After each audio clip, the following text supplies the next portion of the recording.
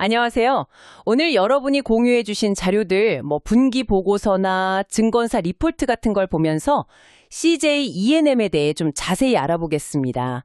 정보가 꽤 많은데 여기서 핵심만 딱 뽑아서 CJ E&M이 지금 어떤 상황이고 또 앞으로 어떨지 이걸 좀 입체적으로 보려고 합니다. 자, 그럼 바로 시작해 볼까요? 네, 좋습니다. CJ E&M 하면 다들 아시다시피 미디어, 엔터테인먼트, 또 커머스까지 정말 다양한 사업을 하는 복합 기업이죠. 주신 자료들을 보니까 확실히 그 사업 구조의 다각화된 모습이라든지 또 재무 상황, 그리고 역시 그 IP, 그러니까 지식재산권의 힘이 딱 보이더라고요. 이런 부분들을 좀 중점적으로 이야기 나눠보면 좋을 것 같습니다. 네, 그럼 먼저 어떤 사업들을 하는지 그 구자부터 좀 볼까요? 2025년 1분기 실적을 보니까 매출이 진짜 여러 군데서 나오네요. 커머스, 그러니까 CJ 온스타일 같은 쪽이 한 3,623억 원으로 제일 크고요. 그 다음이 영화 드라마. 이게 한 3,159억 원 정도? 네. 미디어 플랫폼, TV 채널이나 티빙 같은 곳이 2,928억 원. 그리고 음악 쪽이 1,672억 원. 이런 순서네요. 근데 여기서 좀 눈에 띄는 게 그 영화 드라마 쪽 해외 매출이 2,339억 원. 이게 국내보다 훨씬 크네요. 아, 맞아요. 그거 중요한 포인트죠.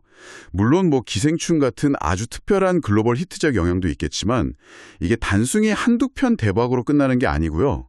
그 자회사인 스튜디오 드래곤, 여기가 워낙 제작 역량이 탄탄하고 또 해외 배급망도 계속 넓혀왔거든요. 아, 구조적으로 해외를 공략하고 있다는 거군요. 그렇죠. 명량이나 극한 직업 같은 국내 흥행작도 당연히 중요하고, 근데 뮤지컬 쪽도 킹키부츠나 최근에 토니상 받은 어쩌면 해피엔딩 같은 공연 IP도 꾸준히 확보하고 있고요. K-POP 쪽으로는 엠넷 플러스 플랫폼, 이것도 키우고 있죠. 그렇군요. 네. 그리고 아까 말씀하신 티빙, 이 OTT 플랫폼 티빙의 성장, 그리고 최근에 웨이브랑 합병 추진하는 거 있잖아요. 네네, 공정위 승인 났다고 들었어요. 맞습니다. 이게 단순히 국내 시장 점유율 높이는 걸 넘어서 글로벌로 나가기 위한 어떤 발판을 마련하려는 그런 전략적인 움직임으로 봐야 합니다.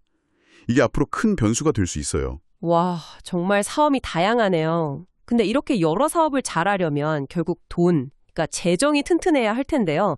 재무 건전성은 좀 어떤가요? 자료 보니까 회사채 등급이 AA-던데 이건 괜찮은 수준인가요? 네. 신용평가사들이 AA- 준 거면 그 기업엄 A1 등급까지 포함해서 투자 적격 등급 중에서도 상당히 높은 안정적인 수준이라고 보시면 됩니다. 그러니까 회사 운영하는 데 필요한 자금 조달은 원활하게 하고 있다, 이런 신호죠. 아하. 다만 아까 해외 매출 이야기 나왔듯이 해외 사업 비중이 높다 보니까 환율 변동 위험에는 노출이 되어 있고요. 또 시장 금리가 오르면 이자 비용 부담도 커질 수 있겠죠. 그럼 그런 위험 관리도 하고 있겠죠? 네, 당연히 하고 있습니다. 보고서 보면 외화 수합 계약이라든지 이자율 수합 같은 걸로 관리하고 있다고 나와 있어요. 근데 좀 아쉬운 점은 작년, 그러니까 2024년 실적이 좀 안 좋아서 배당은 못했더라고요. 아, 배당은 없었군요. 네, 대신에 이제 가지고 있는 자기 주식 한 118만 주 정도 되는데 이걸 임직원 보상, RSU라고 하죠. 이걸로 활용해서 좀 간접적으로라도 주주 가치를 높이려는 것 같습니다. 그렇군요. 지배구조는 어떤가요? CJ그룹 계열사니까 CJ주가 최대주주겠죠? 네, 맞습니다. CJ주가 지분 한 40% 정도 가지고 있어서 최대 주주 지위는 아주 안정적이에요. 이사회 안에 감사위원회, ESG위원회 이런 것도 있던데요? 네, 그런 위원회들을 운영하는 건 투명성을 높이려는 노력으로 볼 수 있죠. 안정적인 최대 주주가 있다는 것도 경영의 일관성 면에서는 장점이고요. 근데 동시에 좀 봐야 할 부분은 연결 대상 종속회사, 그러니까 딸린 회사들이 147개나 된다는 점이에요. 와, 147개요. 진짜 많네요. 네, 이게 구조가 좀 복잡하죠. 물론 시너지 기회도 있겠지만 그룹 전체 효율성 관리나 잠재적 위험 통제 측면에서는 좀 어려움이 있을 수도 있어요. 그리고 그 특수관계자 거래가 좀 다양하게 발생하고 있다는 점, 또 현재 진행 중인 소송 같은 것들도 투자자 입장에서는 좀 주의 깊게 봐야 할 부분입니다. 오늘 이렇게 쭉 들어보니까 CJ E&M이 참 강점도 많고 기회도 있는데 동시에 좀 풀어야 할 숙제들도 안고 있는 것 같아요. 미디어, 영화, 음악, 커머스까지 다양한 사업 포트폴리오랑 특히 스튜디오 드래곤 같은 강력한 컨텐츠 제작 능력, 또 안정적인 신용 등급은 분명 좋은 점인데 반면에 실적 변동성이 좀 있을 수 있고 또 방금 말씀하신 복잡한 지배 구조나 시장 위험 관리 같은 건 계속 신경 써야 하는 부분이네요. 정확히 보셨습니다.